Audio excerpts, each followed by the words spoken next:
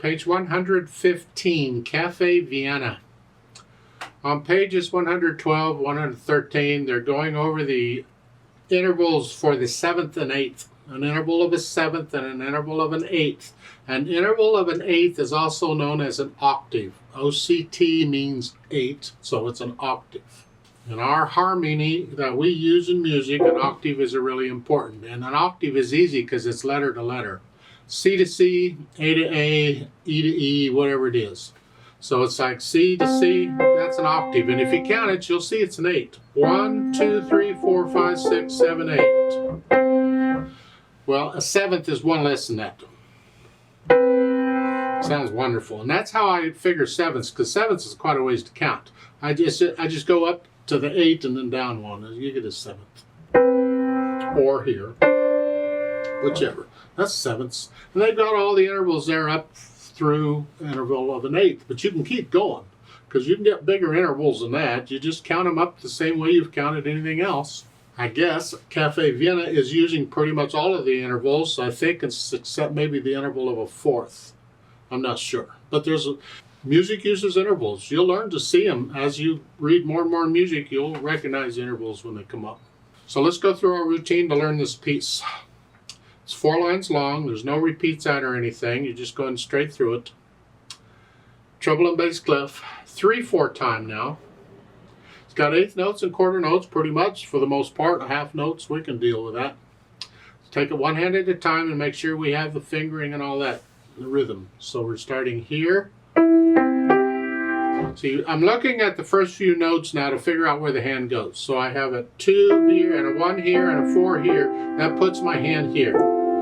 I may not stay here, but at least that's where I'm starting. So it's 1 and 2 and 3 and 1 and 2. And then now I have to reach up one more. I just changed hand positions. When I did that, now I'm in this position or this position, whichever. It's still a different hand position. It doesn't matter. I really don't think about it as a hand position.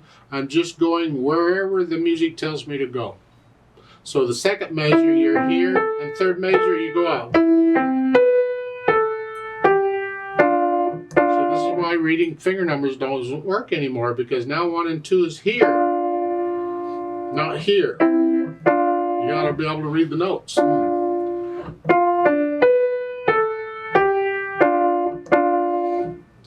Last line. Here. And then little finger, just scratch up a little bit and here. And then reach up to the octave.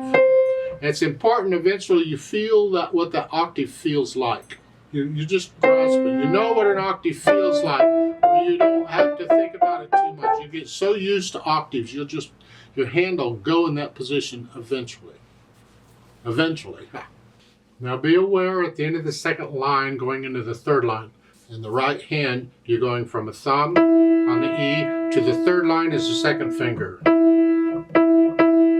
Again, this is a technique we use in piano. It's very common. You'll see it a lot. Is on repeated notes. We'll change hand positions by using different fingers on repeated notes. It's a way we can move around. You'll see it quite a bit, and that's all they're doing here. Left hand, well, you got broken chords. Chuck chucks again. C chord at the end of the line is G7 chord. That's pretty much it for the left hand. Let's put the hands together. Here, 1 and 2.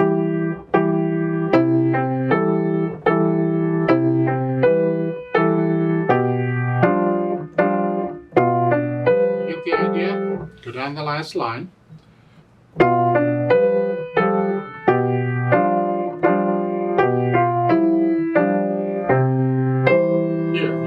Here. It's going between the second and third measures where you're here to here. You can lift up and move, but I'd like you to feel this. So I'm connecting everything at first. We'll do the articulation later. Later, I want to connect it.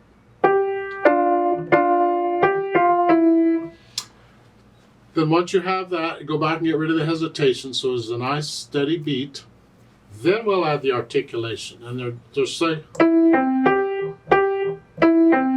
just connect these notes that are not slurred like this. So you connect the first 3 notes and just separate these.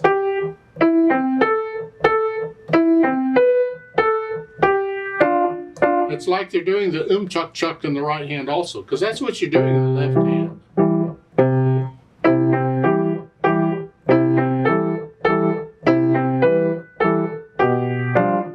You're doing chuck chuck in both hands. Well, that's handy.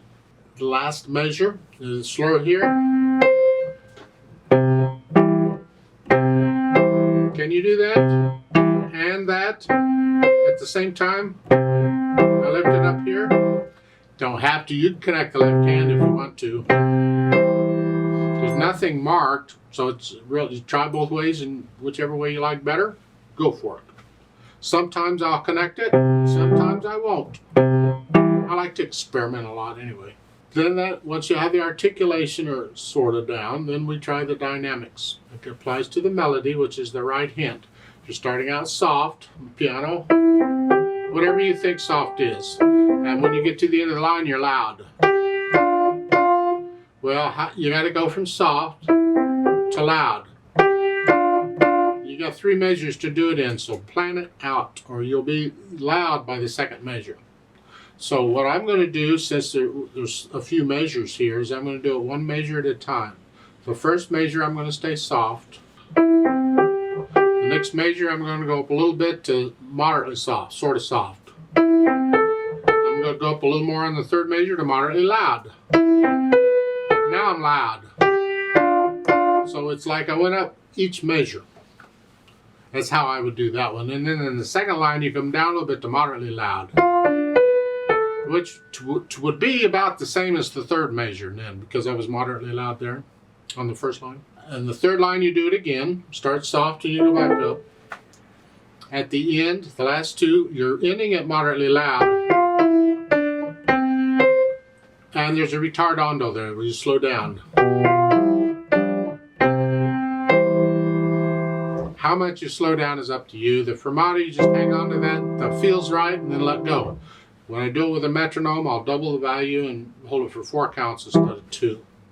There is a pedal marking at the end. I see no reason for that. I disagree with it. I would leave it out. So I encourage you, don't pedal this. You don't need it. Now, they don't show you in the book here, but I will show you a style of pedaling you can use on waltzes. It's kind of a waltz pedaling. There's more than one, but this is a neat one to try if you want to use pedal. And that is, we're going to pedal in a way to reinforce the natural accent, which in 3/4 time is the first beat. So it's 1, 2, 3, 1, 2, and all it is I'm going to pedal the first beat of every measure. So it's like that.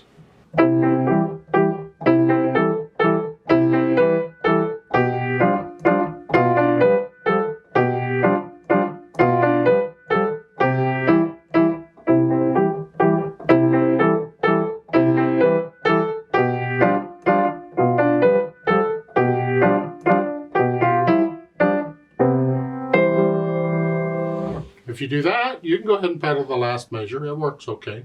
But try that out and see if you can see the difference that makes to the sound to have the pedal on it or don't have the pedal on it.